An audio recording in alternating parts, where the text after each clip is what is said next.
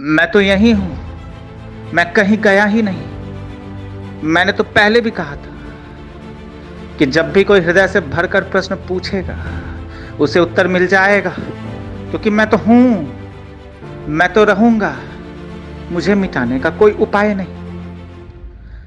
मैं पार लगाने आया हूं। क्या मैं पार लगाता हूं? नहीं, ऐसे ना समझें, इसे ऐसे समझें कि वही पार लगाता है, वही आया है, मैं नहीं आता। मैं आने वाला होता कौन हूं? मैं तो जो शरीर हूं, उसके भीतर जो परम तत्व परमात्मा, ये आत्मा है, ये वही है। मैं भी वही हूं। मैं नहीं कहता, मेरे द्वारा वही कहता है। मैं नहीं पार लगाता, वही पार लगाता है। मैं नहीं आया, वही आया है। वही सत्यचित आनंद जो है वही आता है, वही आ चुका है, वही आपसे बातें करता है। आपके कुछ प्रश्न होंगे, उन सभी प्रश्नों के उत्तर वही देगा। तो कहें, यदि कोई प्रश्न हो भी तो कहें। मैं तो सोचता था, मैंने तो कल या परसों ये बात कही भी थी ग्रुप में, कि एक जूम की मीटिंग रख लेते हैं, सारे लोग आ जाएं, अपने प्रश्नों के साथ आ जाएं, और उन सभी प्रश्नों के उत्तर मैं उस जूम वीडियो मीटिंग में दे दूंगा। और इस तरह एक बहुत बड़ा साम्राज्य जो स्थापित करने में आ गया, उस साम्राज्य की नींव भी रख देंगे। हजारों लाखों करोड़ों लोगों को अगर ला सकते हैं तो ले आए। हजारों लाखों करोड़ों की संख्या में लोगों को ले आए, बिल्कुल ले आए। एक छत्र के नीचे सबों को ले आए, यहां एक जगह ले आए, सबों को यूनाइट करें, एकत्रित करें, जोड़ें, एकता से भर दें। आप सभी प्रेम एवं करुणा से भरें। इससे ज्यादा मैं क्या कह सकता हूं? समय बहुत हो गया। ये 30-40 वर्षों का जो सफर था, अब एक नए सफर की शुरुआत करते हैं। एक नए शरीर में मैं करता हूं, एक नए चेहरे के साथ करता हूं। शायद आवाज तो थोड़ी बहुत मिलती जुलती होगी पहले से, लेकिन एक बात तो है, ये जो मेरे भीतर चेतना है, मेरे भीतर जो परम तत्व है, ये तो वही है। वही संगीत है, वही नृत्य है, वही धुन है, वही सुर लय ताल सब वही है, वही कविताएं, वही शायरी, सब कुछ तो वही। और प्रेम सबों के लिए जैसा था वैसा ही, ज्यादा ही हुआ होगा, कम तो नहीं। राहे इंतजार में देखते किसी का चेहरा है, छूकर उन्हें छू नहीं पाते, ये कैसा इंतजार है। आपको देखते हम आईने में रोज सनम, पर आपसे मिलते नहीं कभी, ये कैसी शिकायत। आंखें हैं कहती आंखों से कुछ ऐसा नम, कि गिरते कुछ अश्क इन आंखों से हैं, जिंदगी का अफसाना इससे ज्यादा तो नहीं। बहुत है मोहब्बत पर बताएं कैसे, लिखकर अल्फाज पन्नों पर रखकर आ जाते हैं आपकी गली, आपको बताएं कैसे। जिंदगी बस ऐसी ही है, कुछ कहना चाहते हैं और कह नहीं पाते। हम सबों के पास एक कहने की बात है, कुछ कहना है, कुछ शब्द है, कुछ अल्फाज है हमारे पास, कह ही देना चाहते हैं, आज ही कह देना चाहते हैं, अभी ही कह देना चाहते हैं, पर कह ही नहीं पाते। क्योंकि कहें कैसे? अगर कह ही दें, समझने वाला भी तो होना चाहिए। आप तो प्रेम से भर ही गए, लेकिन जिससे प्रेम है क्या वो समझेगा? आपकी बातें तो हैं प्रेममय बातें, इश्क की बातें हैं, पर क्या आपका इश्क लोग समझेंगे? आप जिससे प्रेम करते हैं, आप जिसके लिए दीवाने हो गए, पागल हो, क्या वो समझेगा? कुछ कहना है, हम सबको कुछ कहना है, कुछ कहना ही चाहते, कह ही देना चाहते, आज ही कह देना चाहते, अभी कह देना चाहते, कह नहीं पाते। कभी कभार जब शब्द कम पड़ जाते हैं तो अश्रुओं से कहते हैं, आंसुओं से कहते हैं। कभी कभार और ज्यादा शब्द कम पड़ जाते हैं तो गले से लगा लेते हैं, किसी के पांव पर पड़ जाते हैं, किसी के पांव पर गिर ही जाते हैं, रोने लगते हैं। शब्द कम पड़ जाते हैं, मुस्कुरा देते हैं, शब्द कम पड़ जाते हैं, रोते हैं, शब्द कम पड़ जाते हैं, गले से लगाते हैं, शब्द कम पड़ जाते हैं, वहां से चले जाते हैं, चुप हो जाते हैं, मौन हो जाते हैं, कहीं आनंद में खो जाते हैं। शब्द और भी कम पड़ जाते हैं, ध्यान में चले जाते हैं, शब्द और भी कम पड़ जाते हैं, समाधि में चले जाते हैं, शब्द रहते ही नहीं, शब्द टूट जाते हैं, आप विलीन हो जाते हैं, परमात्मा में मिल गए। आपने स्वयं को ही पार लगा लिया है, वही नौका है, उसकी नौका में बैठकर वही स्वयं को पार लगाता है, कुछ ऐसा समझे। आप हैं भी, आप तो हैं ही नहीं। जब तक मैं का भाव रहा ये आप रहे, और जिस दिन मैं टूटकर बिखर गया उस दिन तो आप रहे ही नहीं। तो पार कौन किसे लगाएगा? किसे पार लगना? पार लगे हुए हैं पार लगे ही हुए हैं। बस इतना समझें कि आगे जो बढ़ना है बढ़ते रहें। ये जो गंगा की धाराएं हैं इसमें बहते रहें। ये जो करुणा, प्रेम और ईश्वर और परमात्मा की धाराएं हैं, ध्यान की धाराएं हैं, उस ध्यान में डूबे, उसके साथ चलें, एक साथ चलें, अच्छे से चलें, निरंतर चलें। इतना तो काफी है। आजकल तो लोग चलते चलते भी रुकते हैं और रुकते रुकते भी चलते हैं। लोग क्या करते हैं लोगों को खुद ही नहीं पता। एक बार मेरे पास एक मित्र आए, वे कहते थे दिन भर फेसबुक, इंस्टाग्राम और व्हाट्सएप पे तो समय चला गया, आगे क्या करें? बाकी चीज़ों के लिए तो समय मिलता ही नहीं। मैंने कहा कि बाकी चीज़ों के लिए समय मिलता नहीं या फिर आप समय निकालना नहीं चाहते? उन्होंने कहा कि हाँ, कुछ ऐसा ही है, बाकी चीज़ों के लिए समय है तो, पर हम निकालना नहीं चाहते। आप डरे हुए हैं, फेसबुक, व्हाट्सएप और इंस्टाग्राम पर आकर अपने डर को भुला देना चाहते हैं। बातें कुछ ऐसी। मैंने देखा एक बार 2 लोग फेसबुक पर बहुत लड़ते थे, बहुत गालियां बकते थे एक दूसरे को। इतनी गालियां बकते थे, मैंने सोचा कि ये जो 2 लोग गालियां बकते हैं, लड़ते हैं कमेंट्स पे, आपस में मिलेंगे तो शायद मार ही डालेंगे दूसरे। लेकिन मैं बड़ा हतप्रभ हो गया, बड़ा आश्चर्य। वे जब मिलते हैं तो गले से लगाते हैं दूसरे को। वे गले से नहीं लगा रहे एक दूसरे, वे डरे हुए हैं, क्योंकि कमेंट्स पे कुछ कहना तो बड़ा आसान है।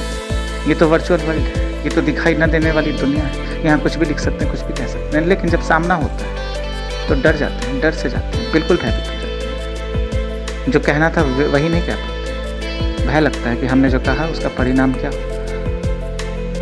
और लोग भी तो बड़े हैं, पागल हैं। लोगों की जिंदगी बहुत अजीब है, देखकर मुझे कभी कभी हंसी आती है। कहते कुछ है, करते कुछ।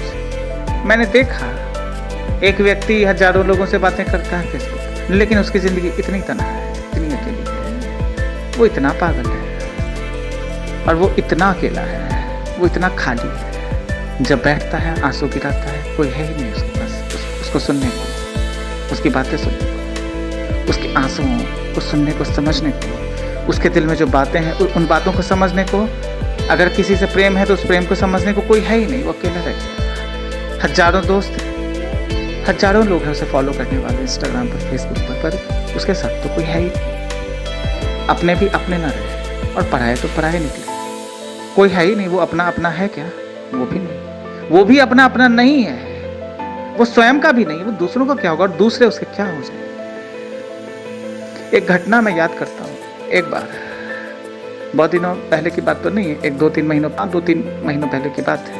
मैं बाल कटवाने गया था, एक सैलून में बाल कटवाने गया था, बैठा था। और जिससे मैं बाल कटवाता हूँ वो जब भी मैं जाता हूँ बड़ा प्रसन्न हो जाता है, बड़ी बातें करता है। वो जानता है मैं आ गया हूँ तो बातें तो करूँगा।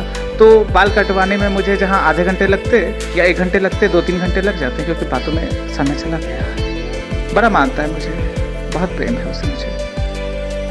वो भी बहुत प्रेम करता है। जब भी मैं जाता हूँ एक गुरु की भांति मुझे पूछता है, भगवान की भांति पूछता है, बातें करता है।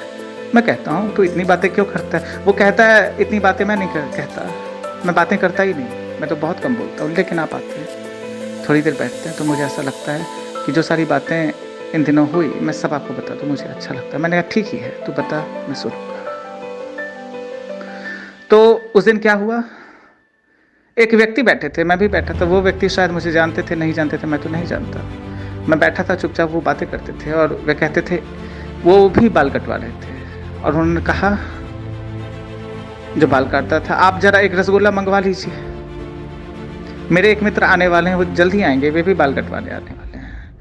वे बहुत बड़े पोस्ट पर हैं, बहुत बड़े ओहदे पर हैं, उनके लिए ज़रा सा कुछ ले आएँ, मिठाई ले आएँ, ज़रा सी मिठाई मंगवा लें, वो आएंगे तो उन्हें खिला दें। बहुत सम्मान देना चाहिए उन्हें और बहुत खातिरदारी होनी चाहिए उनकी।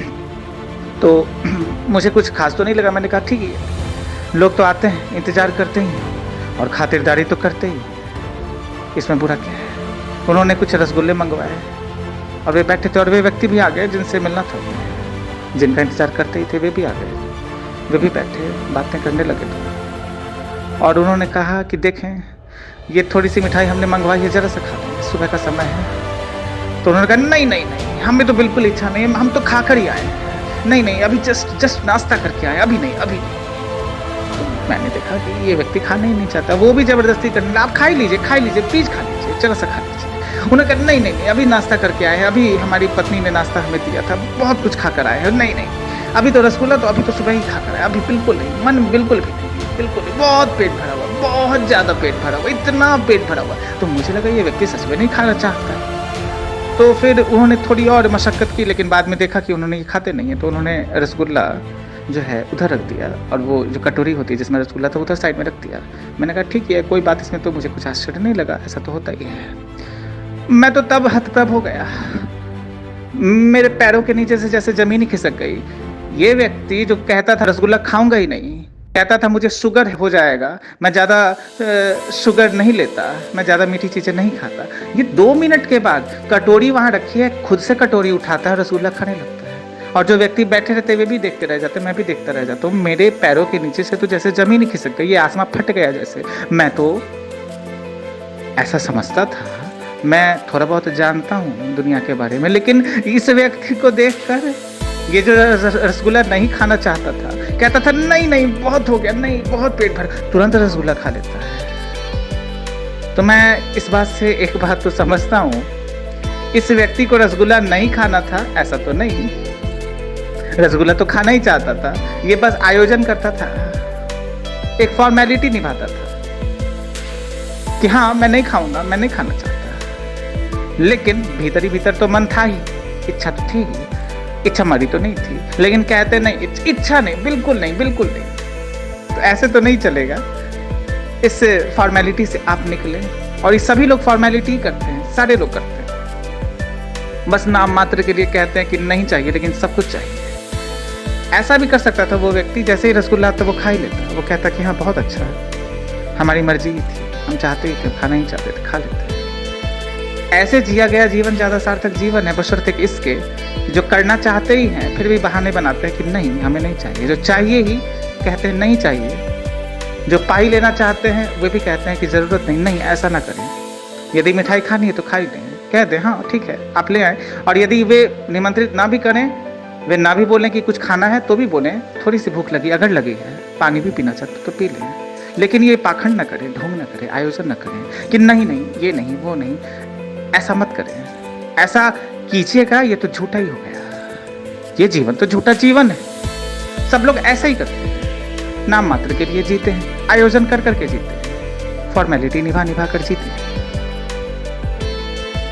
बस और बस फॉर्मेलिटी भरकर आप रह गए, फॉर्मेलिटी से भरकर रह गए, फॉर्मेलिटी बनकर रह गए, इससे ज़्यादा तो कुछ भी नहीं। परिवार में भी तो लोग एक दूसरे से मिलने तभी आते हैं जब कोई आयोजन हो, किसी की शादी हो, किसी का जन्मदिन हो, या फिर कोई मर ही गया तो कांधा देने आ जाते हैं, इससे ज़्यादा तो कुछ भी नहीं। ये सब भी आयोजन है, ये सब गिनतियाँ हैं, ये सब बस आप गिनते रहते हैं, ये कब दिन हो गया, कब रात हो गई, कब मौसम बदला, कब किसकी शादी है, कब खाने को मिलेगा, कब कुछ पैसे मिलेंगे, कब कुछ शोहरत मिलेगी, बस गिनते रहते हैं, देखते रहते हैं, इंतज़ार करते रहते हैं, किसी का बुलावा आए, कोई फ़ायदा हमारा हो तो चले जाएं। कोई किसी से मिलने भाव के कारण तो नहीं जाता, बस कोई कारण है जो कि आर्थिक कारण है, जो कि मानसिक या शारीरिक कारण है, इसके कारण लोग जाते आते हैं। आपकी शादी हो, लोग आ जाएंगे, आप मर जाएंगे तो भी आ जाएंगे, लेकिन जब आप एक अंधेरे कोने में रोते हैं, आपके आंसुओं को तो कोई नहीं पूछेगा। फॉर्मेलिटी बहुत ज़्यादा है यहाँ, इस फॉर्मेलिटी से निकले। इस फॉर्मेलिटी में जब तक रहेंगे तब तक तो पार नहीं लग पाएंगे, तो समझें इस फॉर्मेलिटी से कैसे निकलते हैं। आज के लिए इतना ही।